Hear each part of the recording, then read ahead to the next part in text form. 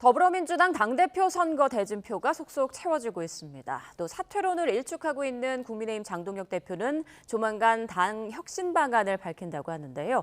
자세한 정치권 소식 오늘은 박성민 전 더불어민주당 최고위원, 강전애 전 국민의힘 대변인과 짚어보겠습니다. 안녕하십니까? 네, 안녕하세요. 네, 더불어민주당 정청래 전 대표가 드디어 출마 선언을 했습니다. 자맹 기간이 꽤 길었는데 어제 출마 선언을 하면서 당 대표직을 이용해서 대선에는 출마하지 않겠다 이런 말을 했습니다. 이 발언을 한 의도, 의미는 뭐라고 보세요? 그러니까 소위 말하는 이제 정청래 전 대표가 직면하고 있는 것이 결국에는 이제 자기 정치론이거든요. 그러니까 대통령을 뒷받침해서 어떤 여당 대표로서의 역할을 잘 수행했었다라기보다는 이제 본인의 어떤 차기 정치를 위해서 당 대표직을 잘 수행하지 못했다라는 평가가 있는 상황에서 결국에 그런 부분들을 불식시키기 위한 나름의 승부수였다라는 생각은 드는데, 근데 이게 문제는 결국 이제 전직 대표였던 거잖아요. 바로 직전까지 대표였다 보니까 사실 이 부분은 중요하지 않은 거예요. 오히려 당 대표면서 뭐 대선 출마는 안 하겠다라고 하는 것이 오히려 그럼 본인의 경쟁력을 낮추는 거 아닌가라는 의구심과 비판을 제기하시는 분들도 있고, 또 동시에 이미 직전에 대표를 하시면서 보여줬던 모습 자체가 다음 대선을 노리든 노리지 않든 이미 대통령을 제대로 뒷받침하지 못했다라는 부분이 이미 드러난 상황이다. 그렇기 때문에 이런 이야기가 사실 제가 봤을 때는 나름의 승부수였지만 조금 공허한 메아리처럼 들릴 수 있었다라고 보입니다. 네, 당내에서도 여러 의견이 나오는 것 같은데요. 또 어제 정청래 전 대표가 이재명 대통령의 재정전략회의 시간과 같은 시간에 출마 선언을 하면서 미필적 고의 아니냐 이런 목소리도 나오더라고요. 어느 정도 좀 맞춘 것이 아닌가라고 생각을 합니다. 다만 출마 선언까지는 조금은 시간이 걸렸다라는 평들이 있는데요. 그동안에 이제 자기 정치 이야기가 나올 때 항상 얘기가 나왔던 것이 정청래 대표는 대통령께서 해외 순방을 가시면 당내에 잡음을 만든다라는 이미지들이 있었거든요. 그렇기 때문에 대통령께서 돌아오신 다음까지 기다린 다음에 이제서야 출마 선언을 한 것이 아닌가. 다만 시간에 있어서는 본인이 결국에는 국민은 영원하고 정권은 짧다라고 이야기를 했던 것처럼 지금 친명계와 정확하게 선을 긋는 이런 형태의 시간을 선택한 것이 아닌가라고 보입니다. 저는 어제 정청래 대표가 당대표 출마 선언을 하면서 한 이야기 중에 당대표직을 이용해서 대통령 대선에 나가지 않겠다라고 이야기한 것은 결국에는 이재명 대통령을 저격한 것이라고 생각을 하거든요. 대통령께서 당대표를 하시던 시절에 2년 전에 결국에는 비명 행사라는 이야기를 들으면서도 원외에서 본인을 돕고 있었던 더민주혁신회의 이런 분들 같은 경우는 한 번에 31명이 원내에 진입을 했고 본인의 변호인이었던 사람들까지 우수수 안으로 들어오면서 결국에는 대권주자로서의 입지를 더 키웠다라는 것, 이런 부분을 지적했던 것이 아닌가 싶습니다. 한동안에는 조금은 잠잠한 듯한 모습을 보였던 것이 결국 문재인 전 대통령과 이재명 현 대통령의 만남으로 인한 것이었지만 이제부터는 본격적인 레이스가 시작되는 이상 날선 공방들이 펼쳐질 것이다 생각합니다. 네, 정 전 대표 출마 선언으로 민주당 전대는 5파전 양상을 띠게 됐습니다. 86 운동권과 3040 여성 주자의 대결 구도가 형성이 됐는데 지금 뭐 최고위 출마도 이어지고 있지만 아직 선호 투표제를 도입할지 안 할지는 결정이 안 된 거잖아요. 그러니까 사실 근데 저는 이제 룰 가지고 얘기가 좀 길어지는 거는 불필요하다고 느껴요. 왜냐하면 그 전당대회 준비위원회에서 결정한 부분이 있는 거잖아요. 그렇다고 한다면 최고위에서도 이 부분을 좀 존중해 줄 필요가 있다라고 생각합니다. 이 선호투표제 관련해서도 지난번 임시 전당대회 때 이미 저희가 뭐 의결을 해놨다. 최고위를 통해서 의결을 해놨다라는 부분이 얘기가 되고 있는 상황에서 지금 선호투표제 때문에 뭔가 전당대회를 공정하게 치를 수 없다라는 우려는 저는 기우다라고 보이고요. 솔직히 결선투표를 하든 선호투표제를 하든 이 당원들의 마음이 그리고 국민들의 마음이 특정 후보에게 쏠려 있다라고 한다면 그 부분은 어떤 제도를 도입한다라고 하더라도 결과는 사실 바뀌지 않을 거잖아요. 그런 점에서 오히려 지금처럼 이렇게 5파전 뭐 더 나아가서는 뭐 더 많아질지는 모르겠습니다만 지금 이 5파전인 상황에서 결국 이 치열한 어떤 당권 다툼 자체가 좀 빠른 시간 안에 끝낼 수 있는 방법이기도 하다. 그러니까 왜냐하면 이제 결선 투표를 하게 되면 일주일 정도 간격을 두고 다시 결선을 진행해야 되기 때문에 아주 치열해질 수가 있고 사실은 네거티브라든지 이런 수위 자체도 올라갈 우려가 있는 거죠. 그렇기 때문에 선호 투표를 근데 만약에 하게 되면 어떤 유권자들의 의사나 의지도 충분히 반영이 되면서 종합적으로 볼 수 있는 여지도 생기면서 생기면서 동시에 그런 어떤 당권을 둘러싼 갈등 자체가 빠르게 끝날 수 있다. 그런 점에서 저는 지금의 어떤 당내 이 전당대회를 둔 어떤 갈등의 수위나 이런 부분을 봤을 때 선호투표제는 전혀 문제될 것이 없다. 오히려 그것을 도입하는 게 더 적절해 보인다라는 생각이 듭니다. 모레가 이제 후보 등록일인데 그 전에는 결론이 나야 할 텐데 어떻게 결정을 할까요? 뭐 결과적으로는 예. 지금 뭐 절대 안 된다라고 버티고 계신 분들이 계신 것으로 알고 있고 그분들에 대한 어떤 설득 작업을 하고 있는 것으로 알고 있거든요. 근데 결국에 이게 그렇다고 한다면 이제 반대하시는 분들은 답변을 하셔야 되는 것이 선호투표제가 뭐가 그렇게 문제인 것인가라는 부분에 대해서 답변을 하셔야 되는 것이고, 두 번째는 전당대회 준비위원회를 우리가 꾸려서 공정하게 전당대회를 준비를 해보자라는 어떤 특별 기구를 지금 만들어서 하고 있는 상황에서 최고위가 이 부분을 존중하지 않는다라고 한다면 사실 전준위는 만들 의미가 없어요. 이유가 없습니다. 그냥 최고위에서 하면 되죠. 근데 그렇다고 한다면 지금처럼 이렇게 전준위에서 청년 최고위원제도 하자 했는데 안 되고, 지금 이렇게 선호투표제 하자 했는데 안 되고, 그럼 전당대회 준비위원회에 대한 어떤 무용지물 에 대해서는, 역할에 대해서는 최고위에서 반대하시는 분들께서 어떻게 답변을 하실 것인가 예. 좀 궁금합니다. 강전혜 전 대변인님, 변호사로서 보시기에 상대 당이지만 네. 어떻습니까? 당원 당규 위반이라고 보세요? 일단 오얏나무 아래에서는 가끈도 고쳐매지 말라라고 이야기를 하는데요. 이번 전당대회 같은 경우에는 다음번 총선에 공천권이 걸려있기 때문에 굉장히 예민할 수밖에 없는 거거든요. 지금 선호투표제가 가능하다라고 이야기하시는 분들은 당원 당규상 해석이 가능하다. 그리고 작년에 있었던 임시전당대회 과정에서 의결이 있었다. 이런 이야기들을 하고 있어요. 해석상 가능하다는 것은 원칙은 결선투표제로 가야 된다는 것을 자인하고 있는 것이고, 작년 전당대회 과정에서 의결했었던 것이 이번 전당대회까지 연결된다라고 보기에는 어려운 부분들이 있거든요. 오히려 제가 보기에는 최고위에서 문제 제기를 하는 것이 당원 당규상 원칙을 지켜달라라는 이야기를 하고 있는 것이 아닌가 생각을 합니다.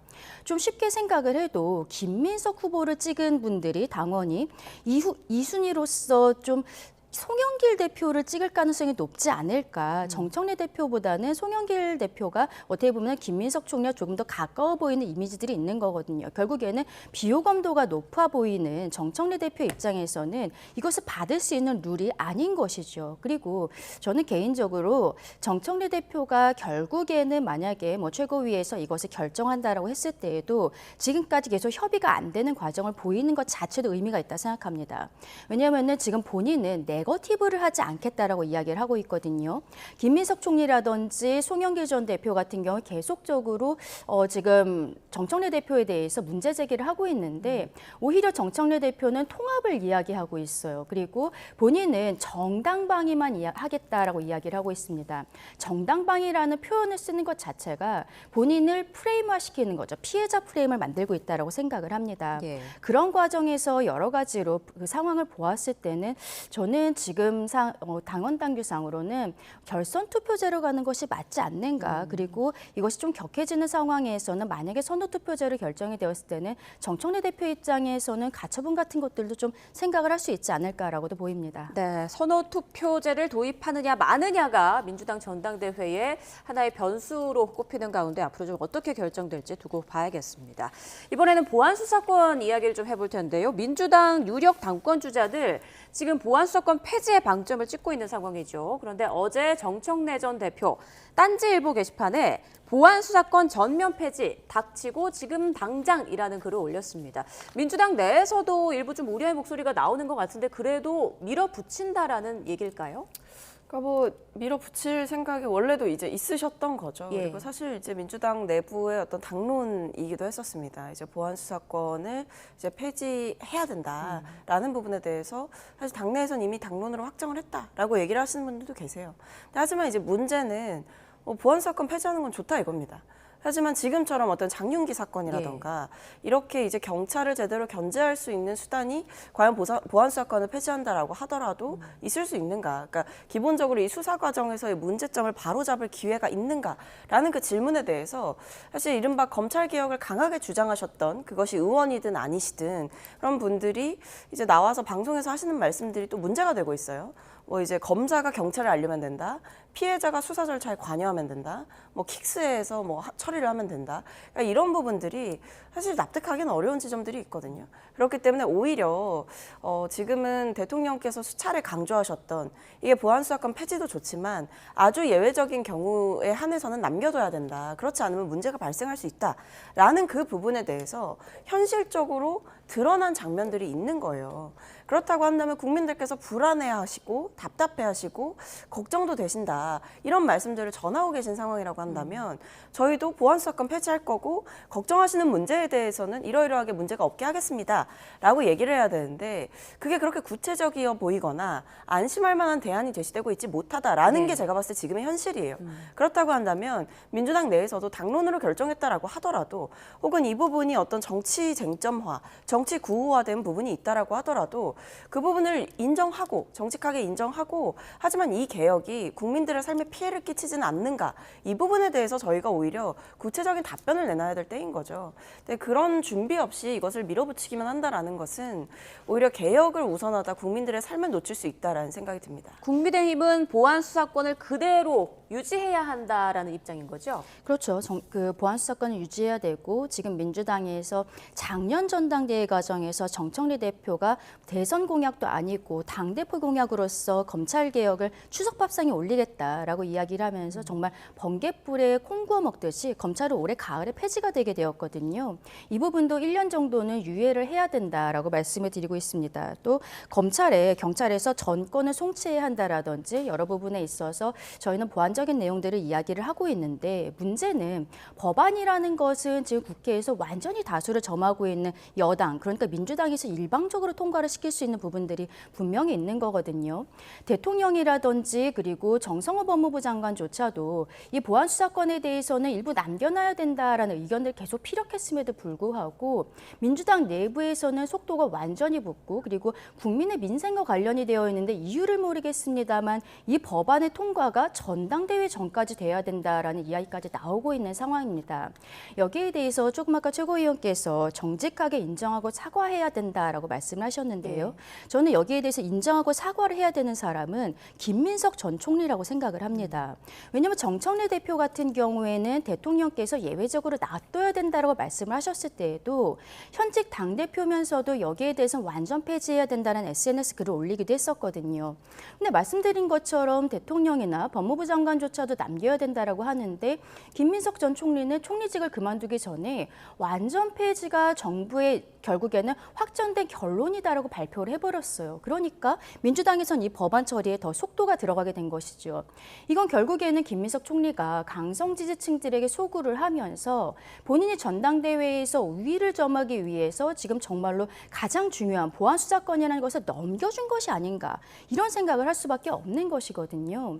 민주당 내 그 지금 권력 다툼이 정말 정점을 향해 가면서 국민들의 민생은 뒤편으로 가고 있고 지금 상황은 정성호 법무부 장관이 민주당과 대화가 되지 않으니까 오히려 저희 국민의힘에게 법사위에 들어와서 이런 우려를 전달해달라고 정정식 원내대표에게 이야기까지 하는 상황들 정말 우리 국민들께서 이해하실 수 있을지 좀 답답하다라고 말씀드리고 싶습니다. 짧게 하실 말씀 있으실까요? 근데 뭐 김민석 전 총리의 얘기는 제가 봤을 때는 이제 정부에서 이 보안수사권 폐지로 이제 가닥을 잡고 결국에는 이제 국회에서 논의를 더 해달라라는 것이 최종적인 이야기였기 때문에 그 부분에 대해서 말씀을 하신 것이라고 생각이 들고요. 그러니까 지금 당내에서도 어쨌든 수기를 해야 된다라는 이야기가 나오고 있는 만큼 저희 안에서 일단 현명한 결론 도출하는 것이 맞다 이렇게 생각이 듭니다. 네, 알겠습니다. 보수 진영 이야기를 좀 해보겠습니다. 국민의힘 안철수 의원, 우리 당에 얼씬도 하지 말라며 한동훈 의원에 대한 견제를 드러냈었는데요. 여기에 또 개혁신당 이준석 대표가 계엄을 자신의 정치적 분칠에 이용한다는 취지로 한동훈 의원을 또 겨냥했습니다. 보수 진영 주자들 사이에 어떤 주도권 싸움이 시작된 걸까요? 어떻게 보세요? 일단 한동훈 의원이 먼저 좀 날선 메시지들을 낸 것은 사실이거든요. 안철수 의원과 관련해서는 추경호 당시 원내대표의 재판에 증인으로 출석을 해서 그동안에 한동훈 의원이 이야기한 것과 좀 다른 형태의 안철수 의원이 증언을 하다 보니까 한동훈 의원이 거기에 대해서 사실이 아니다라는 이야기를 한 것이죠. 여기에 있어서는 한동훈계의 스피커들이 방송에서 이야기를 하고 아마도 또 지지자들께서 안철수 시의원에게 굉장히 좀 문제 제기를 했었던 것이 감정적으로도 좀 에스컬레이트가 되면서 기자회견상으로 저런 격한 말씀들을 하셨던 것이 아닌가 싶습니다. 그리고 개혁신당과 관련해서는 정의안 후보의 그런 자작극과 관련해서 개혁신당 측에서는 일관되게 모르고 있었다라고 이야기를 하고 있는데 한동훈 의원도 거기에 대해서 문제 제기를 하고 있어요. 근데 좀 안타까운 것은 중도 보수를 표방하고 있는 이분들께서 서로 간에 싸움을 보이고 있는 것은 국민들께서 보시기에도 지금 여당과 대통령을 견제해야 되는 부분들에 대해서는 소홀히 하고 있다라는 생각을 하실 수밖에 없는 거거든요. 그리고 개인적으로는 한동훈 의원 같은 경우에는 제명을 당했을 때도 그랬고 그리고 이번 선거 과정에서도 계속적으로 당으로 돌아오겠다라고 이야기를 하고 있는데 당내에서 이렇게 비토 세력을 만들어가는 모습들이 분명히 있다라고 생각을 합니다. 이런 것들은 결국에는 뭐 장동혁 지도부를 넘어서서 당원들께서 한동훈 의원을 받아주실 수 있는 감정적인 토대가 마련이 돼야 되는데 한동훈이라는 인물이 다시 당으로 들어오면은 더 시끄러워지는 것 아니야? 이런 이미지도 만들 수가 있는 거거든요. 정무적으로 판단을 조금 더 착실하게 해야 되지 않나 생각합니다. 네, 국민의힘은 정의한 사태를 계기로 이준석 개혁신당 대표의 그 책임을 지적하고 있는 그런 상황인데 이번 사태로 보수 진영 재편에 불이 붙고 있다라는 시각도 나오더라고요. 지금 다른 당에서 보기엔 어떻습니까? 근데 뭐 냉정하게 보면 보수 그 진영의 재편이라기보다는 재편이 이루어지고 있지는 않은 것 같고요. 그냥 이제 주도권 싸움은 이루어지고 있다. 그러니까 소위 말해 이제 차기 주자는 나다. 라는 부분에 대해서, 그러니까 보수 재건의 어떤 적임자라든지 정책 지분을 가진 사람은 나다라는 일종의 주도권 싸움은 분명하게 이루어지고 있는 것 같아요. 그래서 일종의 뜬금없지만 이제 반 한동훈 연대가 다른 방식으로 뭐 이준석 의원과 안철수 의원 이 두 분이 사실 지금 또 한동훈 의원을 향해서 비판을 하고 있는 상황이거든요. 그런 모습들이 또 연출이 되기도 하는 것이고 그렇기 때문에 결과적으로 한동훈 의원이 더욱더 좀 설 자리는 없어 보인다. 뭐 복당이라든지 아니면 보수 진영 내부에서 어떤 인정을 받거나 세력화를 하기에는 무리가 있어 보인다라는 것이 현실적인 판단인 것이고 그리고 앞서 앵커께서 질문 주신 내용적으로 보면 보수 재건이나 개편을 위한 논의가 진정 이루어지고 있나. 지금 장도혁 대표조차도 물러나고 있지 않은 것이 국민의힘 내부의 현 주소입니다. 그렇기 때문에 어떤 보수 진영의 개편이나 이런 부분이 내용적으로 이루어지기보다는 형식적으로 지금 어떤 권력을 둘러싼 혹은 차기 주자를 둘러싼 부분에서 일종의 기싸움이 이루어지고 있다. 이렇게 보입니다. 네, 알겠습니다. 두 분 말씀은 오늘 여기까지 듣겠습니다. 박성민 전 더불어민주당 최고위원, 강전혜정 국민의힘 대변인과 함께했습니다. 고맙습니다.